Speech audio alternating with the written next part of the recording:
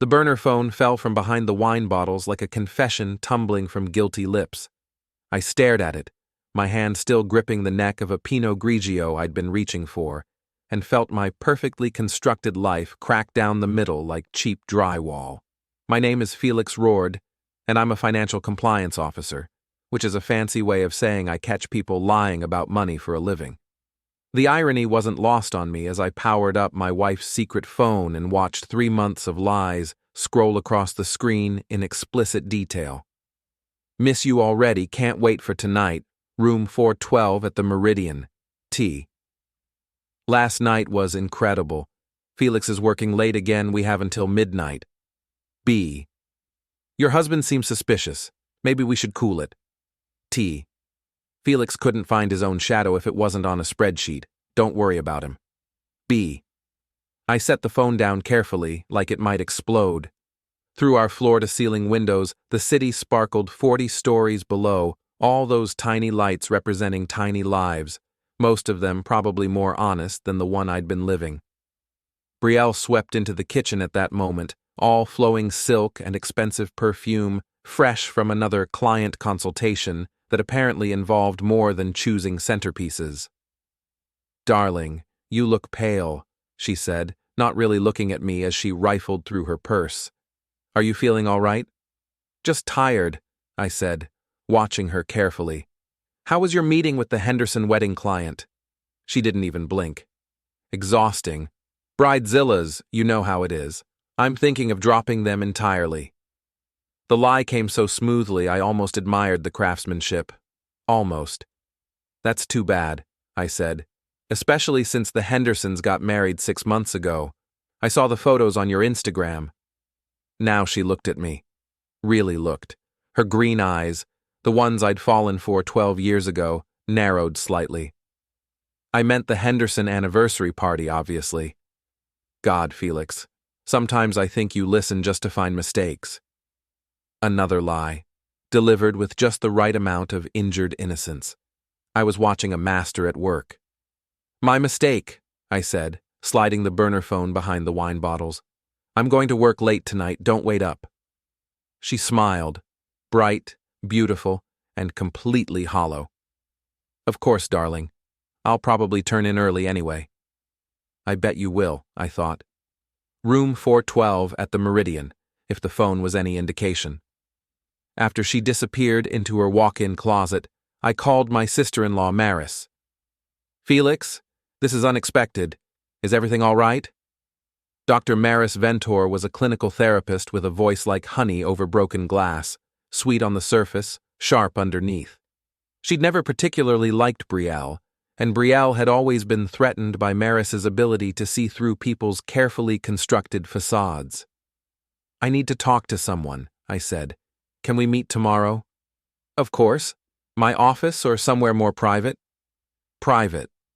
There was a pause. That bad? Worse. The next morning, I sat across from Maris in a coffee shop downtown, watching her process what I'd told her. She was beautiful in a completely different way than her sister, where Brielle was all curves and drama. Maris was sharp angles and quiet intensity. How long have you known? She asked finally. 12 hours. You? Suspected for months. Confirmed last week when I saw them together at Enzo's. They weren't exactly subtle. And you didn't tell me? She leaned back, studying me. Would you have believed me? Or would you have assumed I was just being catty because Brielle and I don't get along? She was right, and we both knew it. So what now? I asked. Now you decide what kind of man you want to be. The kind who pretends not to know, or the kind who does something about it. I thought about Brielle's casual cruelty, her assumption that I was too stupid or too weak to figure out her game.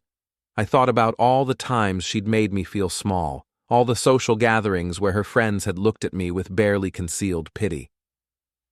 What did you have in mind? Maris smiled, and for the first time in months, I felt like someone was on my side. The first rule of financial compliance is documentation. You can't prove fraud without a paper trail, and you can't build a case without evidence. Fortunately, Brielle had been sloppy. Over the next week, I became a detective in my own life. Credit card statements revealed charges at restaurants I'd never been to, hotels I'd never stayed at, lingerie stores I'd never benefited from. Our joint account showed cash withdrawals that coincided perfectly with her client meetings. Nash Brennan, my oldest friend and a former police detective turned private security consultant, helped me connect the dots. "Jesus, Felix," he said, scrolling through the financial records on his laptop. "She's been bleeding you dry for months. Look at this. 500 here, 800 there, all cash withdrawals. And these hotel charges, I know. Do you? Because this isn't just an affair, man. This is systematic theft. She's been planning something." That's when I found the real estate documents hidden in her desk drawer. Property listings for condos in Miami, all in price ranges that would require liquidating our assets. There were notes in Brielle's handwriting. Joint accounts, 401k rollover, Felix's inheritance from Mom. She wasn't just cheating. She was planning to clean me out and disappear. "We need to move fast," Maris said when I showed her the documents. "Once she realizes you know, she'll accelerate whatever timeline she's working on." "What do you suggest?" "We beat her to the punch, legally, quietly, and completely." Rita Alvarez, my assistant at the compliance firm, was a 29-year-old dynamo with a law degree and a talent for finding loopholes. When I explained the situation, her eyes lit up like Christmas morning. "Oh, this is going to be fun," she said, cracking her knuckles. "Give me 48 hours. What Rita accomplished in those 48 hours was beautiful in its simplicity. Using perfectly legal financial instruments, she helped me restructure our assets in ways that would make Brielle's head spin. The joint accounts were converted to accounts requiring dual signatures for any transaction over $50. Our investment portfolio was moved to a trust with me as the sole trustee. The apartment lease was quietly transferred to my name alone. Apparently, Brielle had never read the fine print that allowed for unilateral transfer in cases of suspected fraud. "The beauty of it," Rita explained, "is that it's all completely legal. She signed papers giving you financial power of attorney when you bought the apartment. She probably doesn't even remember. But the real masterstroke was Nash's contribution. Using his private investigator's license, he'd been documenting Brielle and Teddy's affair with methodical precision. Photos, video, even audio recordings made in public spaces where they had no expectation of privacy. "They're not exactly discreet," Nash said, showing me footage of Brielle and Teddy making out in the parking garage of the Meridian Hotel. "Look at this guy. Teddy Voss, real estate developer, married to a city councilwoman and dumb as a box of rocks." Teddy was everything I wasn't.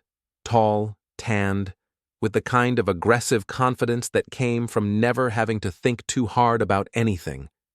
In the photos, he looked like a man who'd never faced a real consequence in his life. That was about to change. The first shot was fired at the Riverside Children's Hospital charity gala. One of those glittering affairs where the city's elite gathered to feel good about themselves while writing tax-deductible checks. Brielle was there in a stunning red dress, playing the perfect wife, while Teddy worked the room 20 feet away. They thought they were being clever, stealing glances and brief touches when they thought no one was looking. I waited until the speeches began, then stepped up to the microphone during the open comment period. "Good evening, everyone. For those who don't know me, I'm Felix Rourde, and I work in financial compliance. I spend my days making sure people are honest about money, which has taught me a lot about honesty in general." The crowd was politely attentive, probably expecting some boring speech about fiscal responsibility. I've learned that dishonesty is like a virus. It spreads from one area of your life to another. Someone who lies about money will lie about other things. Someone who cheats in business will cheat in other relationships. And someone who betrays trust in small ways will eventually betray it in big ways. Now I had their attention. I could see Brielle's face going pale across the room. "So I want to thank my wife, Brielle, for teaching me that lesson so thoroughly, and I want to thank Teddy Voss for helping her do it. The silence was deafening. Then the whispers started, a low buzz of shock and excitement as 500 people realized they were witnessing a very public meltdown. I stepped away from the microphone and walked calmly toward the exit, passing Brielle's frozen face and Teddy's slack-jawed expression without a word. Nash was waiting in the parking garage with a toolkit and a mischievous grin. "Teddy's Porsche?" he asked. "The red one. License plate Voss 1. What we did to that car wasn't illegal exactly, but it was definitely memorable. Nash, with his background in police work, knew exactly how to make someone's day miserable without crossing any legal lines. We didn't damage anything. We just made some modifications. The shrimp in the air conditioning system would create an unforgettable smell for weeks. The zip ties around the drive shaft would create a harmless but terrifying noise every time he drove. And the glitter bomb in the glove compartment, triggered by a simple string mechanism, would ensure that Teddy sparkled for months to come. But the best part was the cameras. Nash had positioned them perfectly to capture Teddy's reaction when he discovered our handiwork. The footage of Teddy Voss, real estate mogul, screaming and covered in glitter while the smell of rotting shrimp poured from his car, went viral within hours.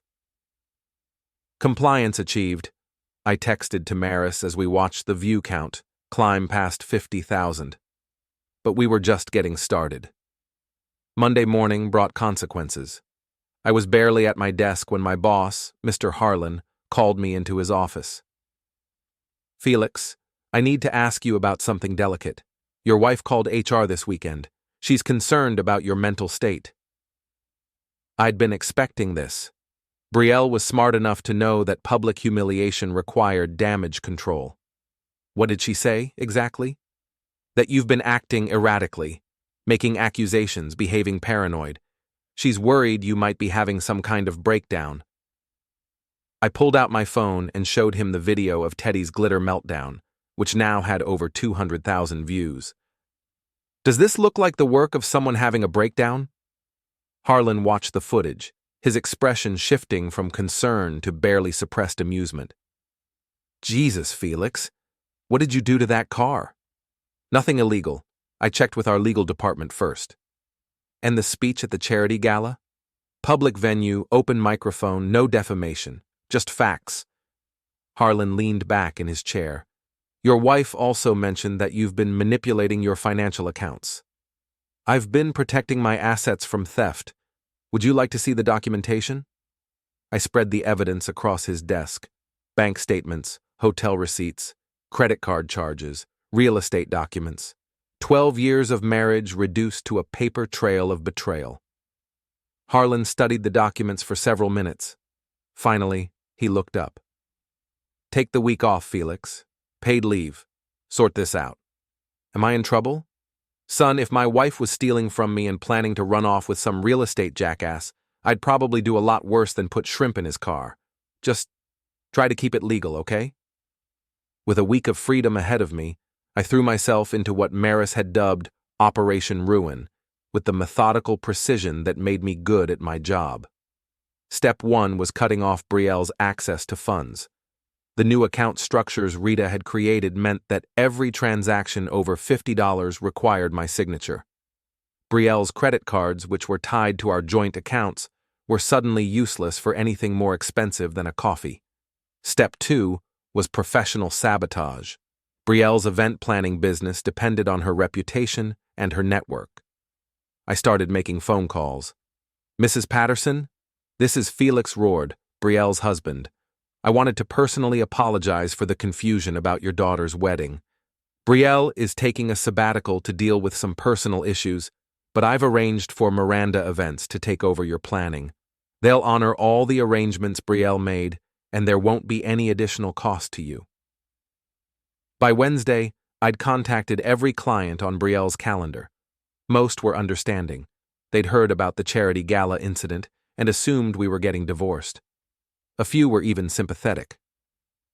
"I always thought there was something off about her," Mrs. Patterson confided. "Too smooth, you know? Like she was always performing." Step 3 was the apartment. Since the lease was now in my name alone, I had every right to change the locks.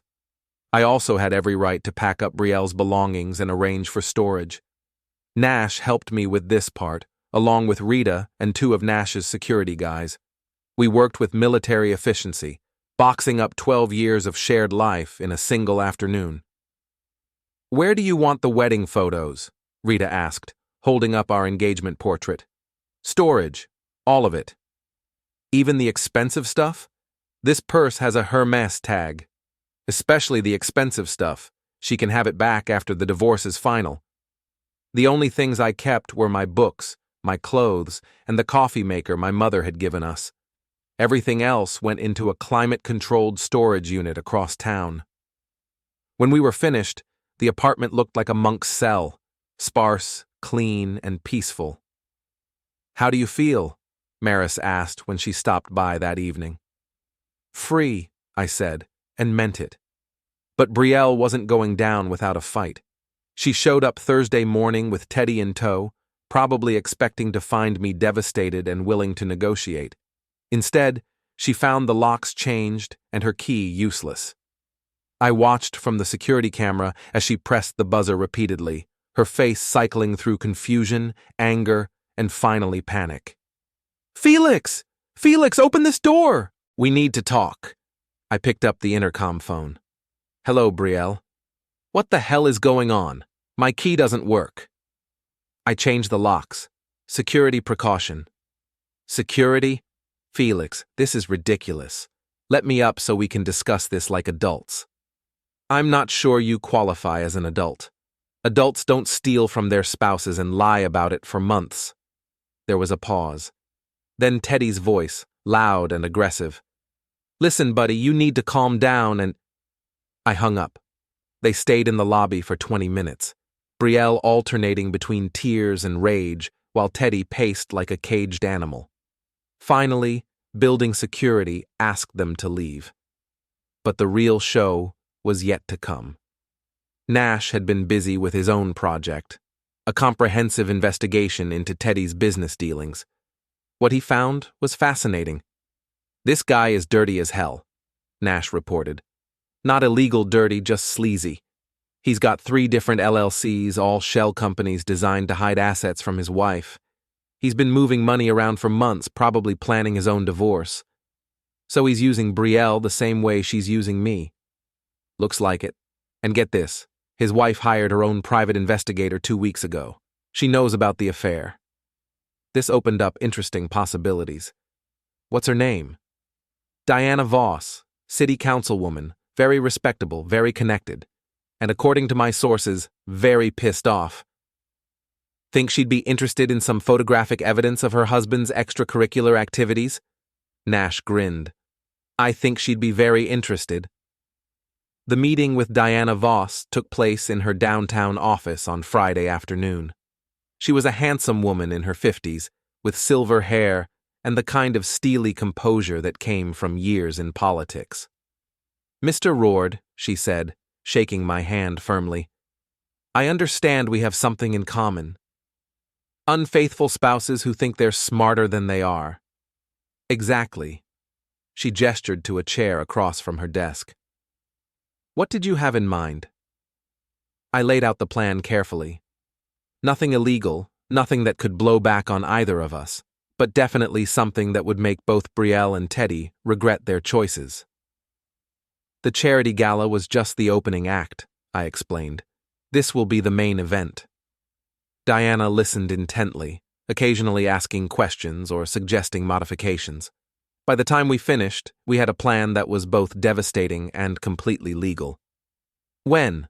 she asked. "Tomorrow night. Teddy's hosting that real estate investors party at his house, right?"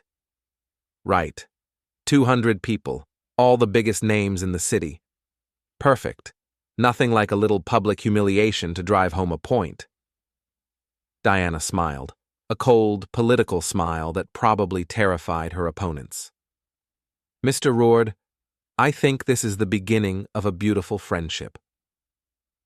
Saturday evening found me parked across the street from Teddy Voss's mansion in the hills. watching luxury cars arrive for what the invitation had called an evening of investment opportunities. Through the floor-to-ceiling windows, I could see the party in full swing, men in expensive suits and women dripping with jewelry, all networking and schmoozing under crystal chandeliers. Nash sat in the passenger seat, fiddling with a tablet connected to the high-definition projector mounted in our van. "You sure about this?" he asked. "Once we do this, there's no taking it back." "I'm sure." "And Diana's timing her entrance for exactly 9:30? "She'll be there. She wants this as much as we do." At 9:25, I sent the text, "Showtime." What happened next was beautiful in its simplicity. Nash activated the projector, and suddenly the entire side of Teddy's house became a movie screen displaying crystal-clear footage of Teddy and Brielle in various compromising positions. The party stopped. 200 of the city's most influential people stood frozen, drinks halfway to their lips, staring at a 40-foot-tall image of their host passionately kissing another man's wife in the Meridian Hotel parking garage. The footage ran for exactly 90 seconds, long enough to be unmistakable, short enough to avoid obscenity charges. Then it cut to a simple message. Teddy Voss, real estate developer, investment advisor, adulterer. That's when Diana made her entrance. She walked through the front door like she owned the place, which technically she did. Community property laws are wonderful things. Behind her came 2 uniformed police officers and a man with a briefcase who was obviously a lawyer. "Ladies and gentlemen," Diana announced in her clear political voice, "I apologize for the interruption, but I have some legal documents to serve." The crowd parted like the Red Sea as she walked straight to Teddy, who was standing in the middle of the room looking like he'd been hit by a truck. "Theodore Voss," she said formally, "you are hereby served with divorce papers, a restraining order, and a motion to freeze all marital assets pending investigation of financial misconduct." She handed him the papers with a smile that could have cut glass. "Oh, and Teddy, you have 24 hours to vacate the premises. This house is in my name." The police officers stepped forward, not to arrest anyone, but to ensure Teddy understood the seriousness of the restraining order. "Ma'am," one of them said to Diana, "is there anything else you need?" "Actually, yes. I believe my husband has been conducting business meetings in this house using marital assets for personal gain. I'd like to exercise my right to examine any computers or financial records on the premises." The lawyer stepped forward with another set of papers. "We have a court order authorizing a financial audit." Teddy finally found his voice. "Diana, we can work this out. We don't need to do this in front of your investors?" Diana's voice carried clearly across the silent room. "The same investors you've been courting with money from our joint accounts? The same investors who just watched you commit adultery on the side of our house?" She turned to address the crowd. "Ladies and gentlemen, I want to assure you that any investments you've made with my husband's company will be honored.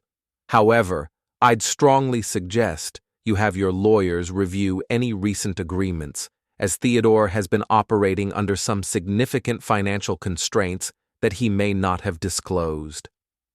The implications hung in the air like smoke. If Teddy had been using marital funds for business purposes without disclosure, every deal he'd made could be legally questionable. The party emptied in minutes. 200 influential people suddenly remembered urgent appointments elsewhere, leaving Teddy standing alone in his mansion while his wife's legal team began boxing up files. Nash and I watched from across the street as Brielle's car pulled up. She must have gotten word about the disaster and rushed over to support her meal ticket. She walked into the house like she belonged there, which was her first mistake. Diana was waiting. "And you must be the other woman," Diana said pleasantly. "Brielle, isn't it?" Through the windows, we could see Brielle's mouth moving, probably trying to explain or justify or manipulate her way out of the situation. Diana listened politely, then said something that made Brielle step backward. "What do you think she's saying?" Nash asked. probably explaining that adultery can be considered theft of marital assets under state law. Diana's lawyer would have briefed her on that. Whatever Diana said, it worked. Brielle practically ran from the house, leaving Teddy to face the consequences alone. But I wasn't finished with Brielle yet. Sunday morning, she was back at our apartment building, buzzing the intercom every few minutes. This time, she was alone. "Felix, please. We need to talk." "About what?" "About us. About our marriage. About fixing this." "There's nothing to fix, Brielle. You made your choice." "I made a mistake. People make mistakes, Felix. That's what forgiveness is for." I almost laughed.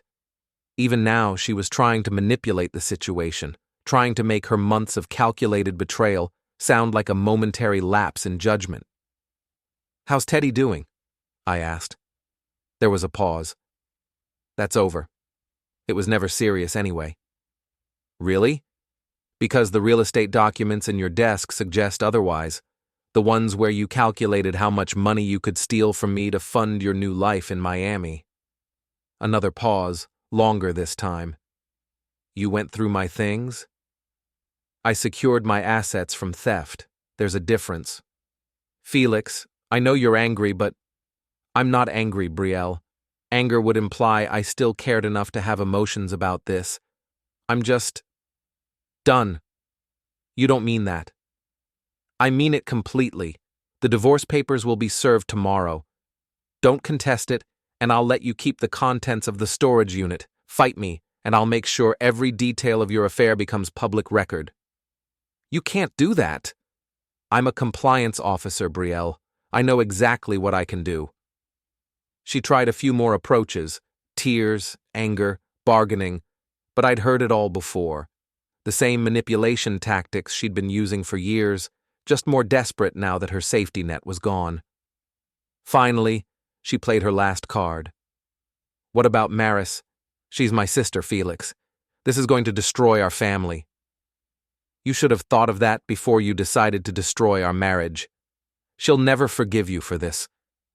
"Actually," said Maris's voice through the intercom, "I'm right here, and I think Felix has been incredibly restrained."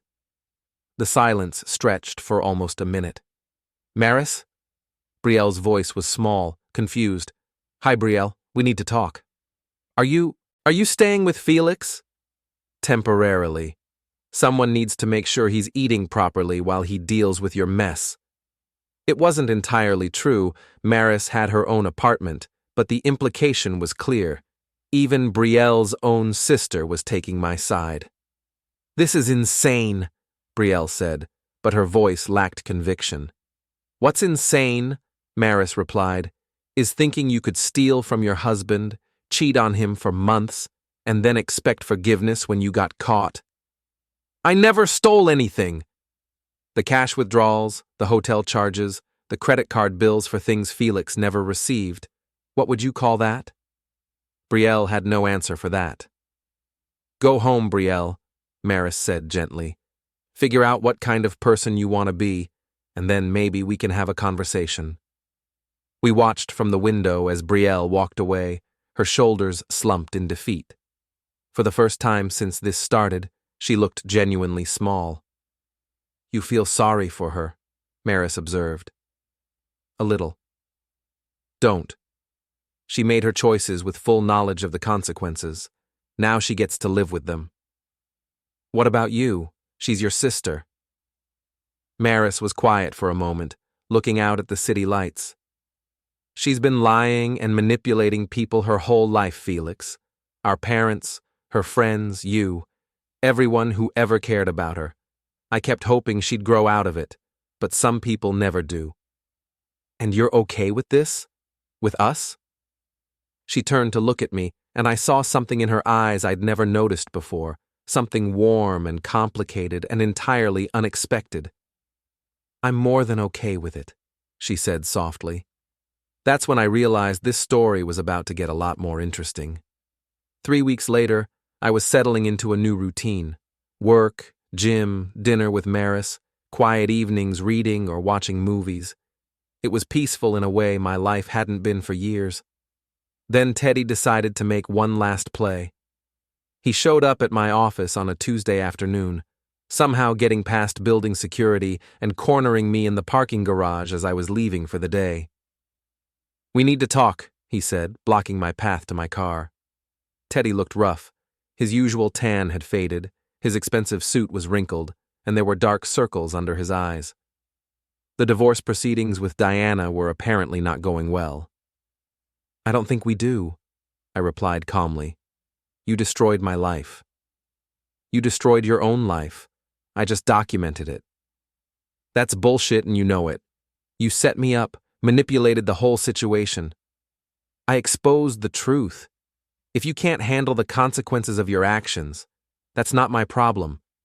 He stepped closer, trying to intimidate me with his size. "You think you're so smart, don't you? Hiding behind your lawyers and your compliance bullshit. Smarter than someone who commits adultery in public parking lots, apparently." That's when he snapped. Teddy grabbed my shirt and shoved me against my car. "You smug little—" He never finished the sentence because Nash appeared behind him like a shadow. "Problem here, Felix?" Nash was 6'3" and built like a linebacker. More importantly, he moved with the easy confidence of someone who'd spent 20 years dealing with people who thought violence was a solution. "No problem," I said, straightening my shirt as Teddy released me. "Mr. Voss was just leaving." "Actually," Nash said pleasantly, "I think Mr. Voss was just about to apologize for putting his hands on my friend."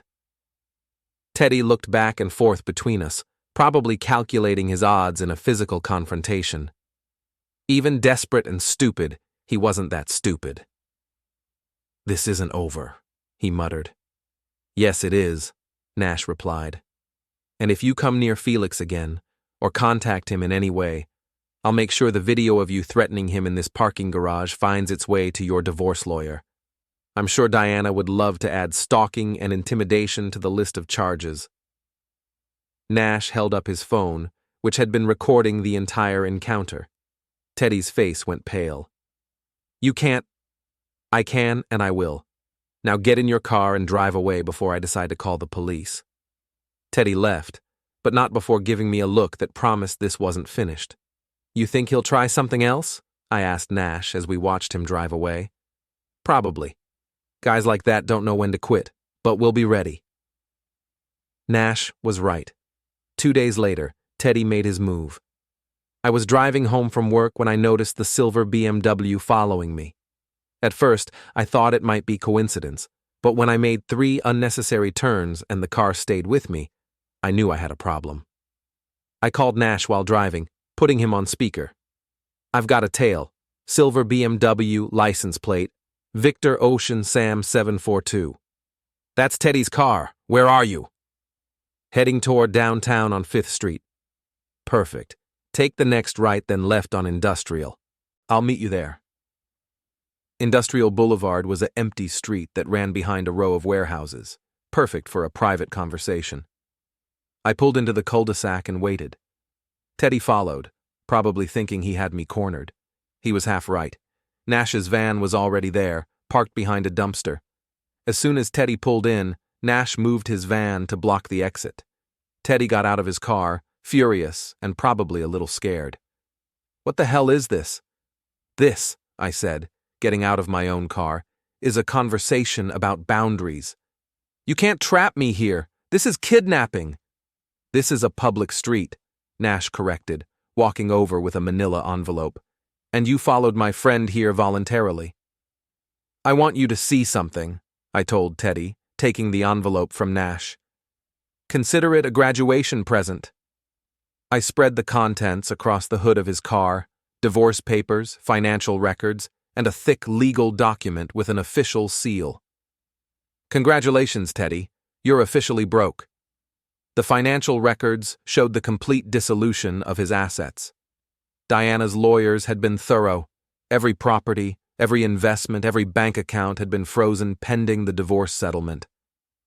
The house, the cars, the business accounts, all of it's tied up in legal proceedings that could take years to resolve, I explained. And since you used marital assets for business purposes without proper disclosure, your investors are pulling out faster than rats from a sinking ship. Teddy stared at the papers, his face cycling through disbelief, rage, and despair. But here's the best part, I continued. See this document? It's a restraining order. Diana filed it yesterday, citing your increasingly erratic behavior. You can't go within 500 feet of her, the house, or any of the properties. Where am I supposed to live? Not my problem. Maybe Brielle will take you in. Oh wait, she can't afford to. Funny how that works out. Nash stepped forward with a small device in his hand. Before you think about doing anything stupid, you should know that this entire conversation is being recorded and live-streamed to a secure server. If anything happens to Felix, anything at all, this recording automatically goes to the police, the media, and Diana's lawyers. You're insane, Teddy said, but his voice lacked conviction. We're thorough, I corrected. There's a difference. I gathered up the papers and handed them back to Nash. This is your chance to walk away with some dignity intact, Teddy. Take it. For a moment, I thought he might actually do something violent. His hands clenched into fists, his jaw worked, and I could see him calculating whether he could take both of us. Then the fight went out of him all at once, like air from a punctured balloon. You destroyed everything, he said quietly. No, I just stopped pretending your actions didn't have consequences. Nash moved his van, and Teddy drove away without another word. I never saw him again. But Brielle wasn't finished yet. A month later, she showed up at my apartment one last time. I was having dinner with Maris when the intercom buzzed. Felix? It's me. I need to talk to you. Maris and I looked at each other across the table. We'd been seeing each other regularly since the divorce proceedings started. Nothing dramatic, just quiet dinners and long conversations, and the gradual realization that we understood each other in ways I'd never understood Brielle. Want me to handle it? Maris asked. No, I should talk to her. I pressed the intercom button. What do you want, Brielle? I want to come up, please, just for a few minutes. Against my better judgment, I buzzed her up. She looked terrible. Her hair was unwashed, her clothes were wrinkled, and she'd lost weight in all the wrong places. The glossy perfection that had once defined her was completely gone. Felix, she said as soon as I opened the door, I get it now. I understand what I lost. I can't live without you. Before I could respond, Maris stepped out of the kitchen, wiping her hands on a dish towel. Hello, Brielle? Brielle froze, staring at her sister. Maris? What are you living here? Temporarily, Maris said calmly. Felix and I have been spending time together. Spending time together? Brielle's voice rose an octave. What does that mean? It means, I said quietly, that I've moved on. Brielle looked back and forth between us, her face cycling through confusion, disbelief, and finally, rage. This is sick. She's my sister. She's also the person who was honest with me when you weren't, I replied. She's the person who supported me when you were stealing from me. She's the person who saw me as more than just a source of income and stability. You can't be serious about this. I'm completely serious. Maris stepped forward, her voice gentle but firm. Brielle, you need to understand something. Felix didn't pursue me, and I didn't pursue him. We just found each other while you were busy destroying your marriage. This is insane. You can't just steal my husband. I didn't steal him, Maris said calmly. You threw him away. The truth of that statement hung in the air like smoke. Brielle had no answer for it. Besides, Maris continued, you're divorced now. Felix isn't your husband anymore. The papers were finalized yesterday, I added. You didn't contest it, remember? Brielle's composure finally cracked completely. She started crying, not the calculated tears she'd used for manipulation, but genuine, ugly sobs. I made a mistake, she said through the tears. People make mistakes, Felix. I thought you loved me enough to forgive me. I did love you, I said quietly. But love isn't a license to steal and lie and cheat, and forgiveness isn't the same thing as stupidity. So what now? You're just going to replace me with my sister? I'm not replacing you with anyone, I said. I'm moving forward with someone who actually cares about me. Maris stepped closer to me, not in a possessive way, but in a way that made it clear where her loyalties lay. Brielle, she said gently, you spent years taking Felix for granted. You treated him like he was boring, like he was beneath you, like he was just there to pay the bills while you lived your real life somewhere else. That's not true. It is true, and we both know it. You used to make jokes about him at family dinners. You'd roll your eyes when he talked about work, dismiss his interests, flirt with other men right in front of him. I remembered those dinners, the casual cruelty disguised as humor, the way Brielle had made me feel small in front of her family. I thought he could handle it, Brielle said weakly. You thought he'd never leave, Maris corrected. You thought you could treat him however you wanted because he'd always be there. Well, congratulations, you were wrong. Brielle looked at me one last time, searching for some sign that this could all be undone. Is this really what you want, Felix? Her? I looked at Maris, really looked at her. She was beautiful, but not in the showy way Brielle had been. Her beauty was quieter, deeper, more real. She was smart without being cruel, confident without being arrogant, honest without being brutal. Yes, I said, this is exactly what I want. Brielle nodded slowly, like she was finally accepting reality. Then I guess there's nothing left to say. She walked to the door, then turned back one last time. I hope you'll be happy, she said, and for the first time in years, she sounded like she meant it. I already am, I replied. After she left, Maris and I stood in the quiet apartment, processing what had just happened. Any regrets? She asked. I thought about it seriously. 12 years of marriage, all the good times before things went wrong, all the dreams we'd shared before Brielle decided she wanted different dreams. No, I said finally. No regrets. Good, Maris said, smiling, because I was planning to stay for a while. How long is a while? How does forever sound? I kissed her then, right there in the doorway where Brielle had made her last plea, and I knew with absolute certainty that this was the beginning of something real. 6 months later, Maris moved in officially. A year after that, we were married in a small ceremony with just close friends and family. Brielle wasn't invited, but she sent a card, a simple note wishing us well that seemed genuinely sincere. I heard through mutual friends that she'd moved to Portland, started over with a new business and a new life. I hoped she'd learned something from the experience, but I didn't really care either way. My life was too good to waste time thinking about the past. Nash became my best man and Maris's favorite adopted brother. Rita got promoted to senior compliance officer and still helps me with the occasional complicated case. Diana Voss won her divorce and used the settlement to fund a foundation for women escaping abusive relationships. And Teddy? Last I heard, he was selling insurance in Tampa and living in a studio apartment. Sometimes the universe has a sense of humor. As for me, I learned that revenge isn't really about destroying your enemies.